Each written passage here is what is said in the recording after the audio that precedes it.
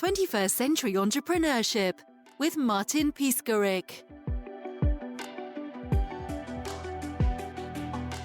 So a lot of people think that brands and sellers have no chance on Amazon right now, but that's simply not the case.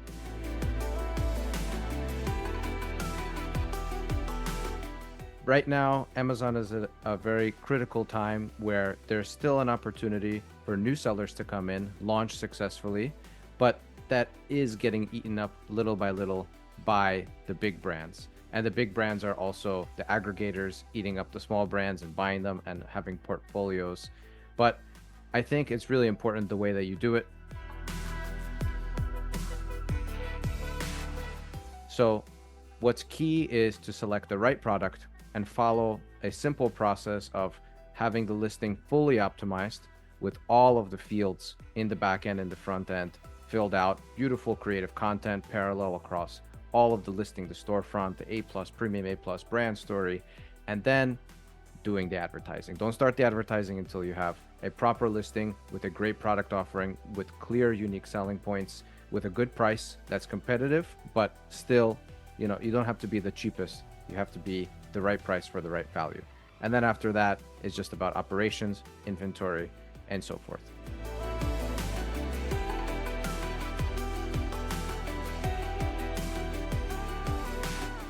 My name is Pasha, and I've been an Amazon seller for over 14 years now. I've seen Amazon change from the time when there was no PPC. You just throw up a couple ads on Google, send it to your listing, cross your fingers, and see the money rolling in. I've seen that time. Now it's very different. I have a whole tool stack. You have to get very granular to really make it work if you want to take things to the next scale. But because I've seen the entire spectrum, I've spoken to a lot of sellers, I've spoken to all the service providers in our industry, and I'm pretty sure that I have a good feeling of kind of how this operation really works.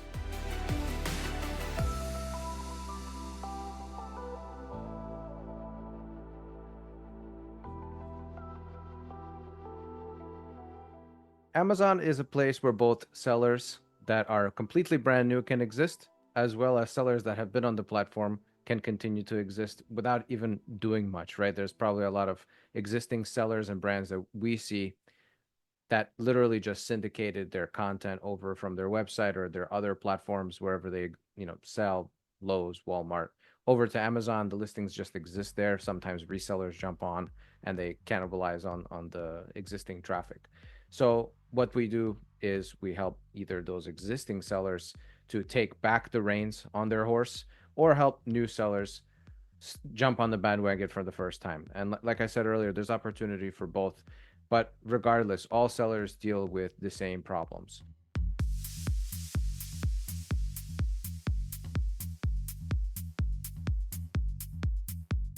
The first thing is their content is not parallel across their listings, across their storefront, maybe even their website. Amazon is now taking into account what it looks like on your website, and the reviews and the information that you're putting on your website has to match the information that's on your Amazon listing. They started using AI for that.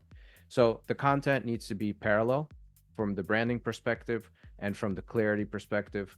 Customers are coming onto the shopping page, and within the first 5 to 10 seconds, they're making a decision. So you have to make sure that your unique selling points are present in the infographics above the fold. Everything's right there in the title. It's not just SEO optimized, it's optimized for real people doing real shopping. And remember that most people are on mobile when they're shopping. So right there, you have that 10-second window. You have to make it clear. You have to make it understandable what the value proposition is. And the price has to be competitive enough where you're not necessarily the cheapest. Maybe some time ago, everything was a race to the bottom. Everything was a race against China. And Chinese manufacturers, they have the best price. So you can't really compete with them. So you don't want to necessarily be the cheapest. You want to be the best. And the best is about value and the combination of quality for price. So sometimes you actually will see, this is kind of funny, you see that when you price more, you actually sell more in some cases. And the reason why is because on a psychology level, you are in a different price tier now once you've added a couple dollars to the price, where shoppers are seeing, this thing is $10 more than this thing is $70, and everybody else is selling it for $50, but the listing looks better than everybody else, and the reviews look pretty good too. So maybe it's worth it, even though you might have the same cost as all the other $50 guys.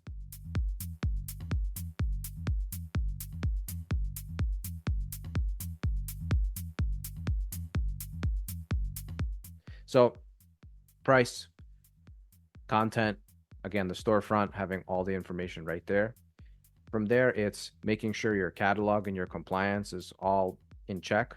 Amazon is now looking at so many different things to make sure that you are compliant. They're getting pressure from the government to make sure that the products they sell through their platform are not creating problems for their customers, because at the end of the day, they're a third party, right? So you're putting listings up, they can be coming from wherever. And so traditionally, before there weren't that many paperwork requirements or regulations, and people would get hurt. And so now they have a lot of pressure to make sure that they're compliant. And so they're going to pass that on to you. So you have to make sure that you have all your paperwork ready if you're starting, or even if you're moving forward. Sometimes they'll flag you after selling for 5 years because of these new compliance requirements. So you have to make sure all of that is good. And then the other thing is your catalog. That's going to be super important actually from a cost perspective, because if you have multiple products which are variated together, and you can't manipulate the system because Amazon doesn't like that. So they really have to be actual variants of one another, but you create that parent-child variation family, you merge the listings together, and then you're sending PPC traffic to just one of those SKUs or one of those child in the variation family. And that way you get visibility on all of the ASINs, or all of the products, all the SKUs. So that way you're sort of cross promoting without having to advertise each individual product. This is not eBay. So you want to make it easy for the customer and easy for yourself to manage your catalog properly and stay compliant with those product groupings. So as long as you're monitoring your listings every day, making sure that there's no changes that are unexpected. Sometimes Amazon makes some changes. Make sure that you're compliant with all of the language you're using. Make sure you're compliant with all the paperwork you need to provide for maybe for your category or subcategory. Then we're moving into the advertising part, right? Some people, they think PPC is like the first thing you do, right? You throw up a listing, let's run some ads, let's get some visibility. If conversion rate's not good, then the PPC is not going to be good. And then you'll look at your PPC guy and be like, hey, these ads suck. I'm spending so much money. ACOS, ACOS. That comes at the end.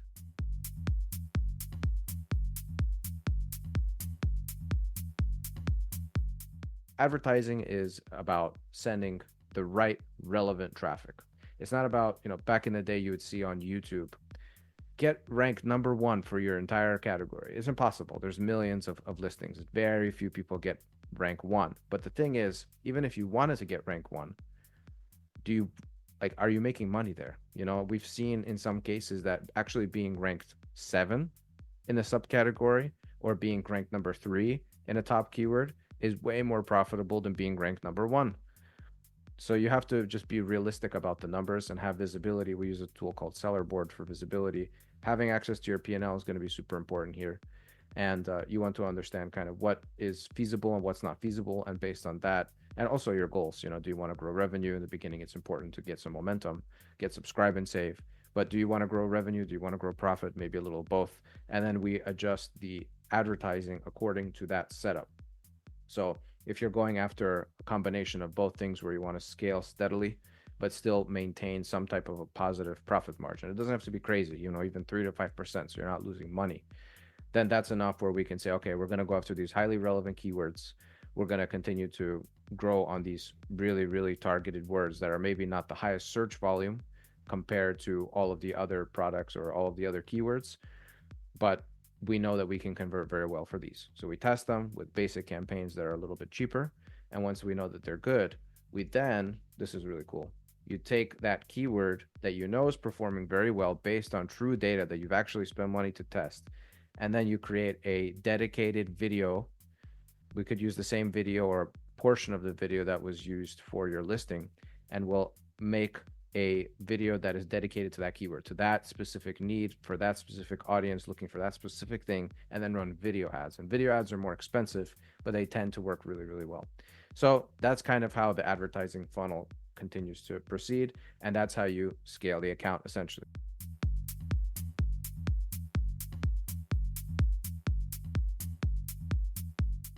Now it's not so simple.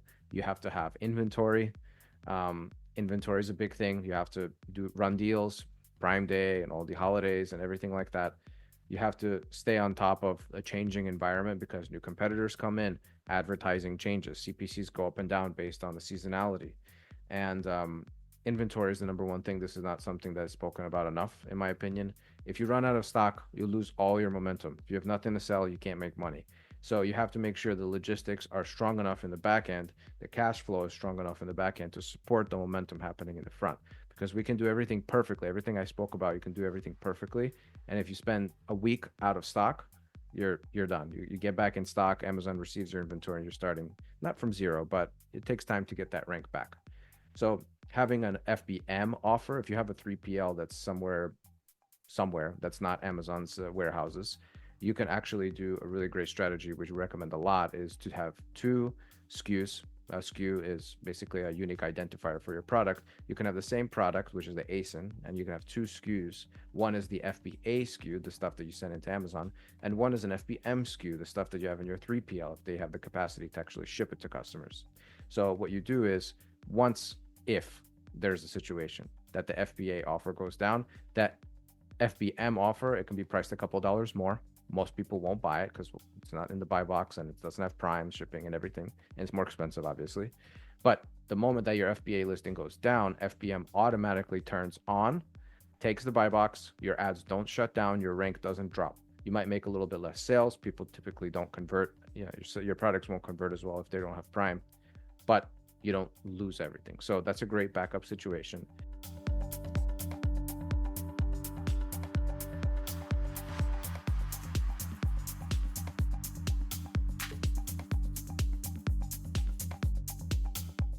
And then from there, the last piece of this whole pie is the fees. So that's why the seller board, the P&L, all of that information is going to be critical to being successful long term, because fees are at the heart of making any type of real money and having any type of real impact. So if you're selling well, revenue is there, maybe your ads are doing pretty good, but then you're getting destroyed by fees, you can't make any money. And so we start looking into, where are these fees coming from? Can we make logistical improvements in order to get that fee down? Is your product physically packed in the smallest, tightest, and lightest option available? If there's extra, space inside those boxes, like Amazon is charging you for the size of the box and for the weight of the box, and they have their combination of the two things, volumetric weight. So that's how they're going to end up giving you those fees. And then also, where is the actual warehouse that you're shipping from located, like once you get to a certain scale.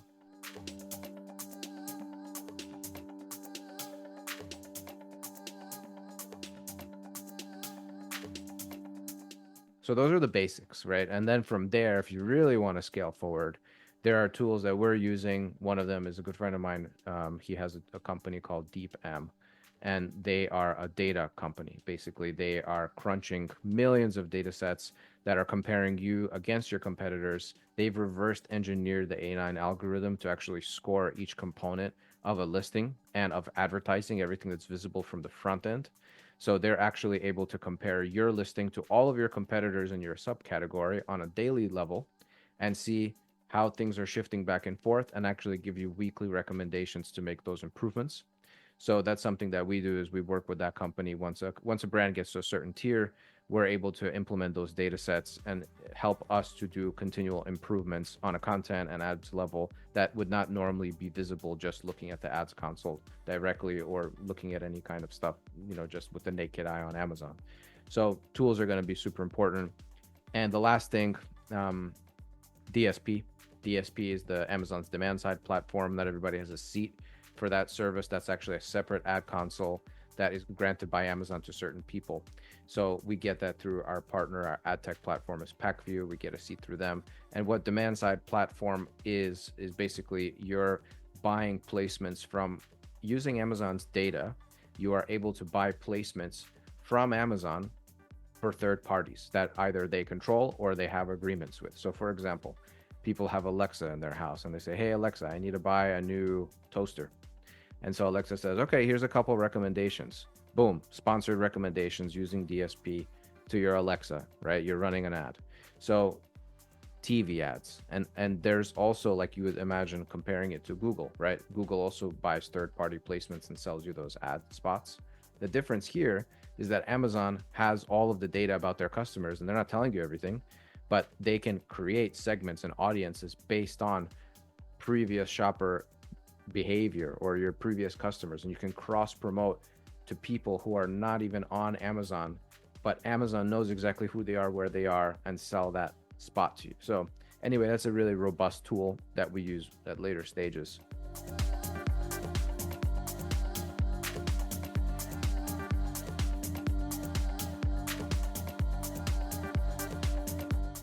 The process to grow an account on the Amazon platform, to grow a brand, is not simple by any means. Maybe before it was a lot more simple. It's a little bit more difficult now. But if you have a good team, if you have good software, if you have good experience, or somebody with the experience that can hold your hand and kind of walk you through this process, it's very much a partnership. There's no such thing as a set it and forget it system on this platform. You will get crushed if you try to do that. But if you have a partner with the right experience and right setup, then you can be successful. You have to make sure that you're sending in the inventory. You have to make sure you're paying attention to your numbers. But if you do that, then this could be a wonderful way for you to actually grow the brand, not just on the platform, but remember, like 90% of all shopping behavior somewhere touches the Amazon platform, whether you're making a decision starting there and ending on a website or vice versa. At some point, Amazon is a part of it for most buyers in the US at least. And that's not going to change. So being visible there, having momentum there is going to be critical to growing your brand as a whole. It's going to affect your D2C sales. It's going to affect your retail sales. So my team is AMZ Optimized. We've existed for the last 6 years as a service for Amazon sellers. And what we do is basically everything that I mentioned. We have an in-house content team, an in-house advertising team, and a compliance team. And then we have our partners from the software side that help to support the service itself. And all of these elements work together, synchronized. And there's a dedicated project manager who is in communication with all these departments and using the tech and everything. So what I see a lot of people do is they'll go on freelance websites and they'll get a writer, and then they'll find somebody else who's a graphic designer, then they'll find a video editor, then they'll find a PPC guy, then they'll find a VA for the operations. And so imagine how much time you're spending trying to build your own fractional team. Or the other approach is some people, they might go and look for an employee and expect that employee to, first of all, know all these things, know what to expect, right? And that's fine. It might be an Amazon expert, but do they have the ability to do good creative and to run good ads and understand all the operations and communicate with Amazon and understand logistics and have experienced things in different categories, in different eras of Amazon's development, to really understand what to do and how to do it? So you'll probably end up spending a lot of money, a lot of time, and a lot of headache. So that's why we exist. That's why we've been in business for the last couple years.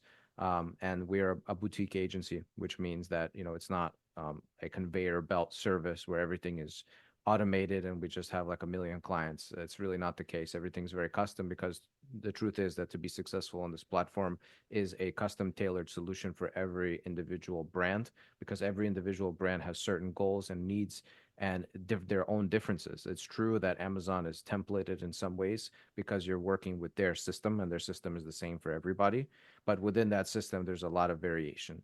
And so to have somebody that you can work with to understand those differences and really single you out and say, all right, what are your goals for not just your brand as a whole, but for this product and this product, and what's the best seller, and how do we get this deal done, and when are we scheduling things, and how do we maybe change the pricing strategy, how do we change the logistics strategy, maybe we adjust the advertising like this, let's A/B test this hero image.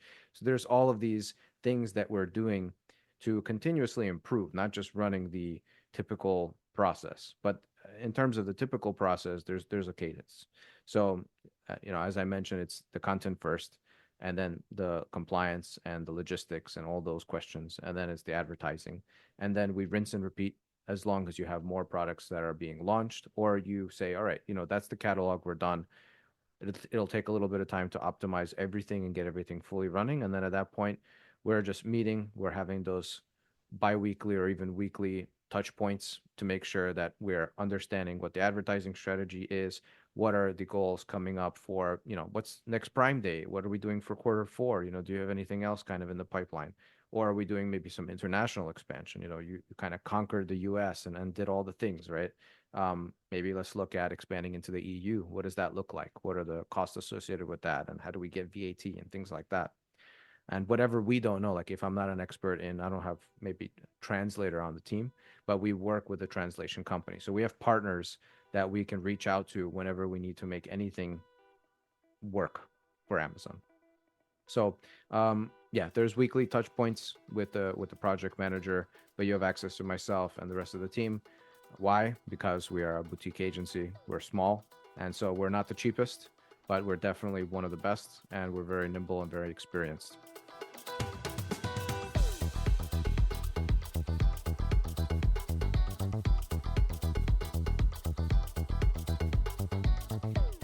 If you have a brand and you're already on the Amazon platform, or you're thinking to get on the Amazon platform, then I'm happy to have a chat with you and discuss whatever you have on your mind that's related to Amazon. You can get in touch with me, and if there's a match, then we're happy to actually go inside the account if there's an existing account and do an audit.